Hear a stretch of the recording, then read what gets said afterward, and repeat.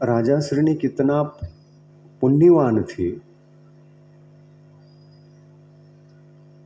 कि उनका एक भी प्रश्न वाया नहीं गया, हर प्रश्न का उत्तर मिला। स्वर्ग का देवेंद्र भी प्रश्न पूछता, क्योंकि वह भी देवेंद्र भी क्षायोपशमिक सम्यक दृष्टि है, उनको भी ज्ञान बढ़ाना है, बहुत कुछ समझना है। देवों की आयु हजारों करोड़ों अरबों खरबों की आयु होती है। संपूर्ण आयु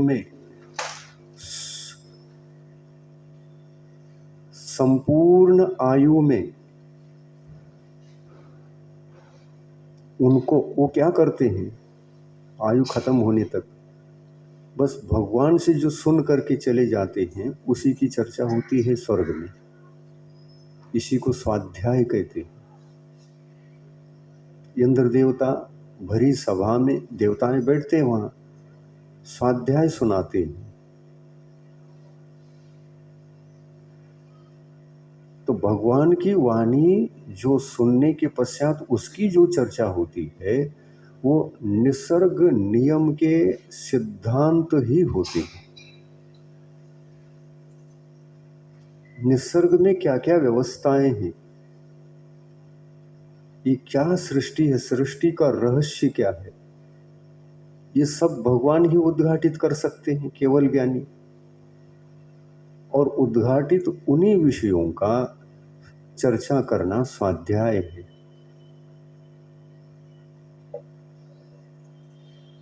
उसमें कर्म सिद्धांत आता है, उसमें इतिहास आता है, उसमें कई जीवों का चरित्र वर्णन आता है, चारों अनुयोग उसमें आ जाते हैं। किसी जीव को पकड़ लिया, उसका चरित्र अगर भगवान ने सुनाया है तो हम सुना रहे हैं तो आपके लिए प्रथमानुयोग है। सुदर्शन सेठ की कथा, अरे सुदर्शन सेठ की कथा किसने सुनाई, लोगों ने थोड़ी सुनाई है, भगवान ने जो सुनाया था उस जीव के संबंध में, उसके पूर्व भाव, उसका वर्तमान भाव, भविष्य भाव, भगवान ने जो सुनाया था वो आचार्यों ने लिख के रखा है। भगवान की वाणी थी वो। ऐसे आप सबके इतिहास को अगर भगवान ने सुनाया तो आप वर्तमान योग के विषय बन जाएंगे।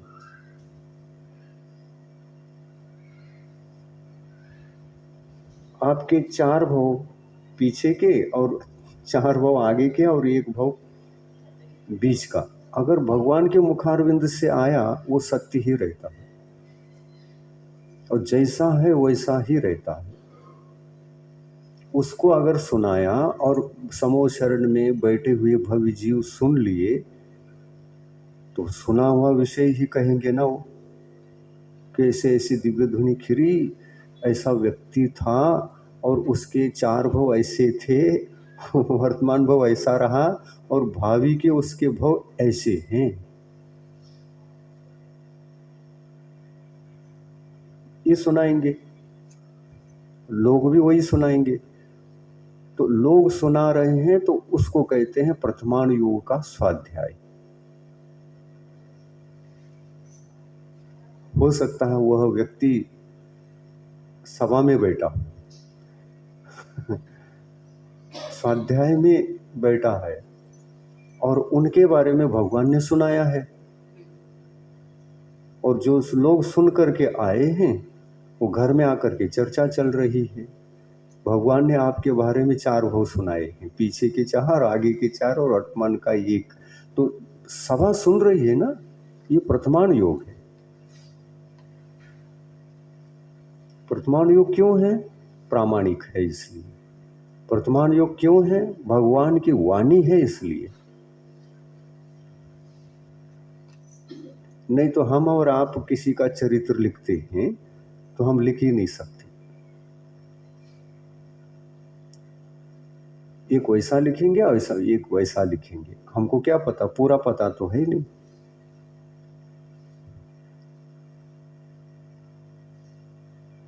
और बता भी नहीं सकते। किसी वर्तमान के एक व्यक्ति के बारे में हम बताएंगे तो वर्तमान का बता सकते हैं, और उन्होंने क्या किया, क्यों किया, कैसा किया, क्या कर रहा है, क्यों कर रहा है, कैसा कर रहा है, ये सब कहना पड़ेगा। क्या उनके भावों का पता हम लगा सकते? क्रिया बाहर में एक दिखाई दे रही है, लेकिन भाव क्या पकड़ में आते हैं?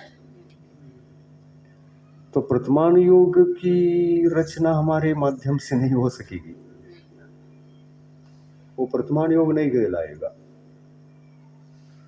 वो अंदाजन योग कहलाएगा।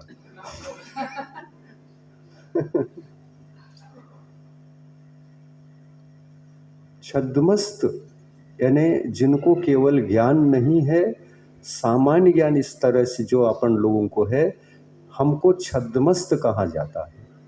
छद्मस्त यानी केवल ज्ञान से रहित संसारी जीव जितने भी होते हैं वो सब छद्मस्त हैं।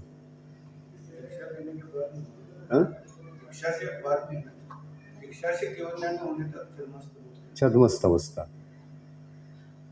स्वयं तीर्थंकर भगवान भी जब तक केवल ज्ञान प्राप्त नहीं करते तब तक छद्मस्त अवस्था में रहते हैं। गुरु अवस्था और भगवान अवस्था ये दोनों अलग अलग है कि नहीं? गुरु अवस्था तक, श्रावक अवस्था, गुरु अवस्था, फिर अरहंत अवस्था। छद्मस्त कब तक रहते हैं? जब तक भगवान नहीं बनेंगे। भगवान कौन बनते हैं? तो मुनि महाराज बनते हैं, श्रावक तो बनते नहीं। हाँ, उनमें बनने की योग्यता है, पर मुनि बन कर के ही अरहंत बनेंगे ना? नहीं, मुनि बने बिना अरहंत बन सकते? तो श्रावक अरहंत नहीं बन सकता। श्रावक अवस्था से, श्रावक अवस्था से मुनि अवस्था में आ जाए, मुनि अवस्था से घाती कर्मों को नष्ट कर ले, अंतरंग बहिरंग परिग्रह आदि को त्याग करके यदि आत्म भावों को सुधारते हुए, आत्मा के परिणामों को सुधारते हुए, आत्मा के आंतरिक भाव दोषों को दूर करते हुए, आत्मा के भाव दोष निकल जाने के बाद आत्मा के भाव गुणों की आराधना करते हुए जब वो आगे बढ़ते हैं तो ये मोहनी कर्म जो अनादिकाल से हमको दुख दे रहे हैं ये सब धराशायी हो जाएंगे। आंतरिक भावों की विशुद्धि से अशुभ कर्मों का विनाश होता जाता है, और ये सबको करना पड़ेगा, हम और आपको भी करना पड़ेगा,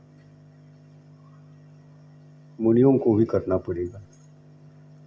तो गुरु अवस्था तक सभी जीव छद्मस्त ही कहलाते हैं। तीर्थंकर भगवान भी अभी उनको केवल ज्ञान नहीं हुआ है, घर छोड़े हैं, श्रावक अवस्था में थे, मुनि अवस्था में आए हैं, और जब तक मुनि अवस्था में रहते हैं तब तक वो सब काल, गृहस्थ अवस्था का और मुनि अवस्था का सभी काल छद्मस्त काल कहलाएगा।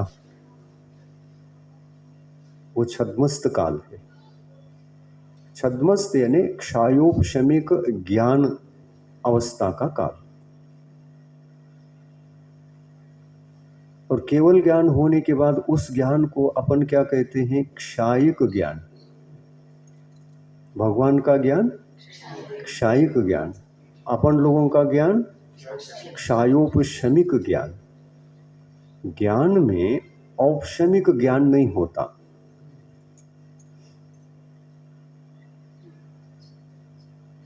ज्ञान गुण में औपशमिक ज्ञान गुण नामक कोई गुण नहीं है। परंतु सम्यक तो गुण तीनों प्रकार का है। औपशमिक सम्यक्त्व, क्षायोपशमिक सम्यक्त्व और क्षायिक सम्यक्त्व, तीनों है। चारित्र भी तीनों प्रकार का है,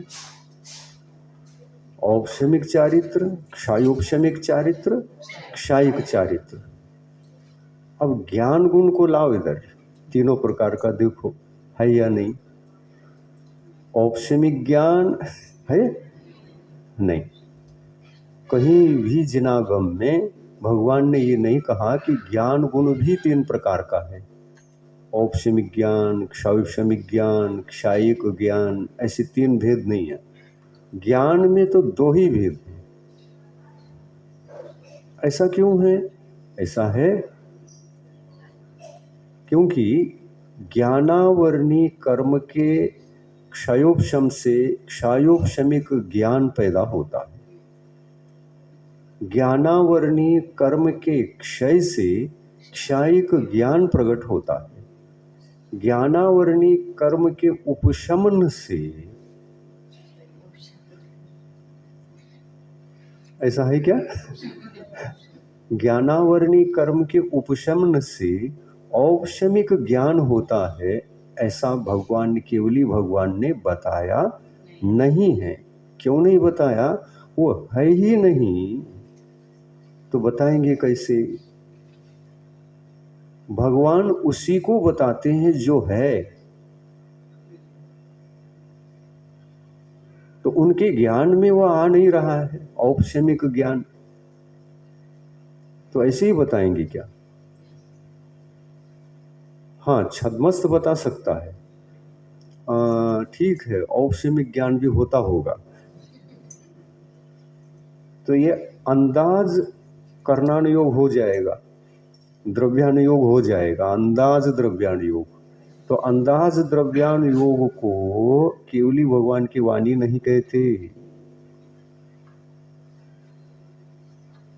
केवली भगवान की वाणी का मतलब होता है जो सत्य है, जो है। उसमें नहीं है ऐसा कुछ भी नहीं, वो परिपूर्ण जितना बताया है वो है, इसलिए सत्यवाणी है वो। भगवान की वाणी सबसे अधिक सत्य हुआ करती है, उसमें दोष ढूंढ ही नहीं सकती। और इसी कारण से भगवान केवली भगवान की वाणी सत्य होती है, जरा भी दोष निकलता नहीं है। और उसको सुन करके हम चर्चा करते हैं, और उस चर्चा करते समय हर प्रश्न का उत्तर देने की क्षमता हमारे पास होती है, इसलिए कभी भी वो हार नहीं सकता। कोई भी बड़ा सा बड़ा शास्त्रार्थ करो, केवली भगवान की वाणी को हरा नहीं सकता, और जो केवली भगवान की वाणी को ही केवल बोलता है वो हार नहीं सकता। यदि ये हार जाए तो केवली भगवान की वाणी असत्य है।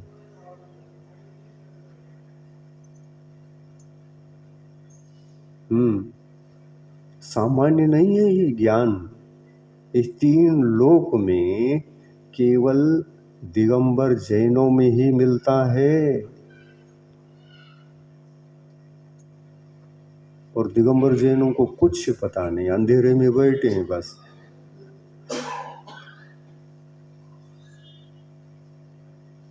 उनकी वंश परंपरा से ऐसा सत्य ज्ञान अभी भी जीवित है हमारे समाज में। हम स्वाध्याय करते नहीं, और हम ही नहीं करते, डॉक्टर के घर वाले ही नहीं कर रहे हैं, तो दूसरे को क्या बताओगे तुम?